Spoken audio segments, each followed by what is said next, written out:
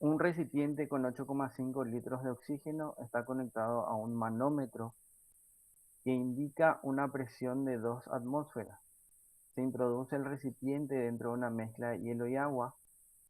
Pasado un tiempo, la presión manométrica disminuyó a 1 atmósfera y se derritió parte del hielo. Calcular la masa de hielo que se derritió, la temperatura inicial del oxígeno, teniendo como datos el calor específico a volumen constante del oxígeno y el calor de fusión del hielo. Entonces lo primero que tenemos que hacer es calcular la masa de hielo, dice. Esa masa de hielo es difícil de calcular si no tenemos la temperatura inicial. ¿Por qué? Porque sabemos que tenemos que aplicar la ecuación de calorimetría que dice calor absorbido más calor cedido igual a cero, ¿verdad? Eh, entonces no tenemos esa temperatura inicial, entonces conviene que empecemos a trabajar con el oxígeno.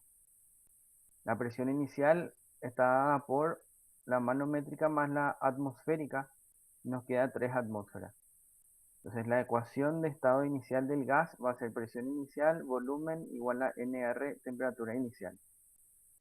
Donde ya tenemos la presión inicial, sabemos cuánto es el volumen, no tenemos el valor de n, sabemos la constante universal de los gases y no tenemos la temperatura inicial tampoco. Entonces pasamos a el estado final, donde la presión final está dada por la manométrica más la atmosférica, que va a ser igual a 2 atmósferas. Y ahí escribimos de nuevo la ecuación de estado final del gas en este caso, ¿verdad? Luego, sabemos que varían la temperatura y la presión, pero vemos que el volumen no varía, ¿sí? Como el volumen no varía, se mantiene en 8,5 litros, vamos a considerar esta expresión que relaciona dos estados diferentes de un mismo gas. Entonces, el estado 1 o el estado 0 y el estado 1.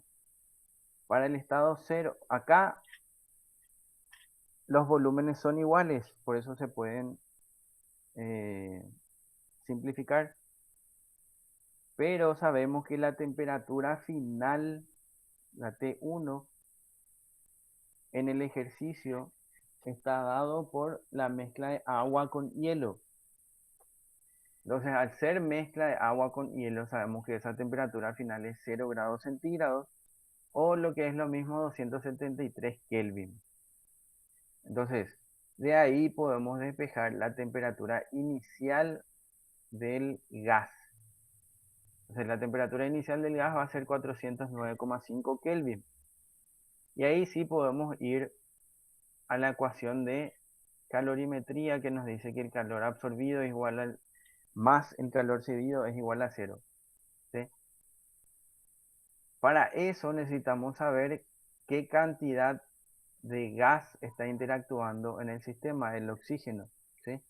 Entonces, de la ecuación de estado final, sabemos que la presión 1 por el volumen es igual a nRT. Entonces, de ahí podemos sacar la cantidad de moles y escribimos que el calor absorbido va a ser el calor que recibe el hielo, ¿sí? Entonces, la masa del hielo, sabemos que había mezcla de hielo y agua inicialmente. Y finalmente también sabemos que hay mezcla de hielo y agua, por eso dijimos que la temperatura final es 0 grados centígrados. Pero sabemos que parte del hielo se va a derretir, por eso decimos que lo que absorbe calor es la masa del hielo por el calor de fusión. Mientras que el calor cedido va a estar dado el, por la transformación isocórica porque ocurre a volumen constante. Entonces, el calor que se puede calcular de esa transformación es el número de moles por el calor específico a volumen constante por la variación de temperatura que ya tenemos. Entonces ahí sumamos ambas expresiones y decimos que la suma tiene que ser igual a cero y podemos sacar el valor de la masa de hielo que se derrite.